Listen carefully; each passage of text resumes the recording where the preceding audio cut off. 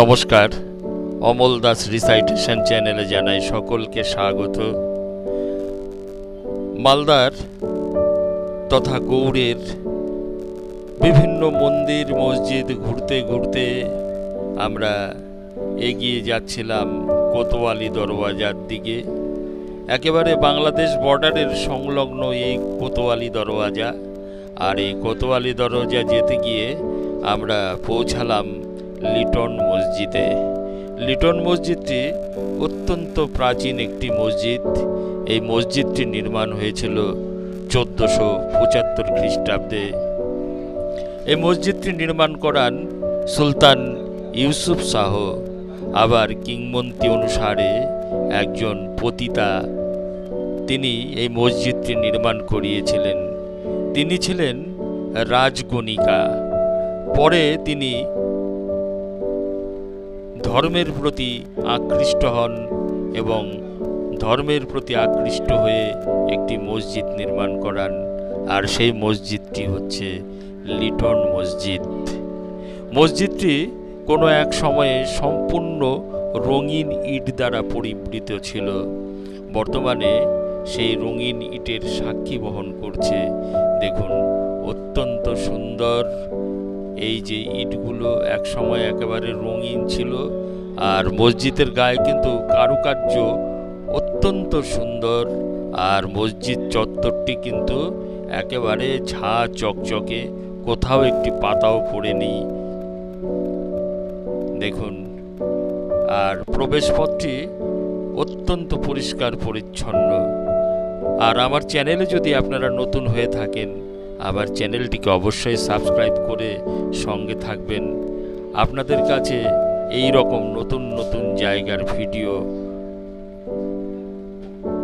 আপনারা দেখতে পাবেন এবং আপনাদের কাছে আমার নোটিফিকেশন পৌঁছে যাবে। দেখুন, অত্যন্ত সুন্দর, একেবারে ঝাঁ চকচকে এই মসজিদটি।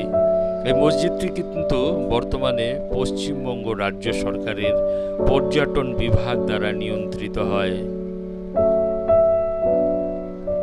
অনেক দর্শকই এসছেন এই মসজিদটি দেখার জন্য। এরপরেই রয়েছে তাঁতিপাড়া মসজিদ, তারপরেই কিন্তু কোতোয়ালি দরজা। এই কোতোয়ালি দরজা দেখতে যাওয়ার পথে আমরা এই মসজিদে প্রবেশ করলাম। দেখুন, পাতাবাহার গাছগুলোকে ছেটে অত্যন্ত সুন্দর দৃষ্টিনন্দন করে রাখা হয়েছে। আর রঙিন ইটের সাক্ষী আজও বহন করছে। আর এই মসজিদটি দেখলে আপনাদের খুব ভালো লাগবে। আশা করি আপনারা কখনো যদি মালদা আসেন, অবশ্যই এই লিটন মসজিদটি দেখবেন। অত্যন্ত সুন্দর, পরিষ্কার পরিচ্ছন্ন। এইবার আমি ধীরে ধীরে প্রবেশ করব এই মসজিদের ভেতরে। দেখুন, মসজিদের একেবারে প্রবেশদ্বারের মধ্যে একটি ফুল রয়েছে। প্রবেশ করেছি মসজিদের একেবারে ভেতরে। তবে মসজিদের মেঝেতে একেবারে আঠা জাতীয় কিছু, মানে পা রাখা যাচ্ছিল না, এত আঠা জাতীয় কিছু একটা উঠে রয়েছে। দেখুন, এই যে প্রকোষ্ঠগুলি। তবে একটা কথা না বললেই নয়, গৌড়ের যে সমস্ত মসজিদ রয়েছে, এই সমস্ত মসজিদগুলোকে নিয়ে কিন্তু বিতর্ক রয়েছে। প্রতিটি জায়গায় কিন্তু লেখা রয়েছে কোনো রকম বিতর্ক করবেন না। তবে এই সমস্ত মসজিদে কিন্তু নামাজ পড়া হয় না। দেখুন, এই যে প্রকোষ্ঠ। তবে কোনো মসজিদে কিন্তু প্রকোষ্ঠ থাকার কথা নয়। দেখুন,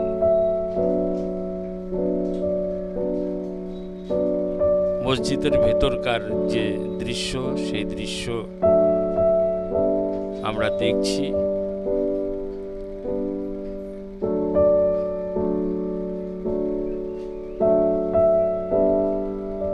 মেঝেটা অত্যন্ত পিচ্ছল, যে কোনো সময়ে স্লিপ কেটে পড়ে যাওয়ার আশঙ্কা রয়েছে।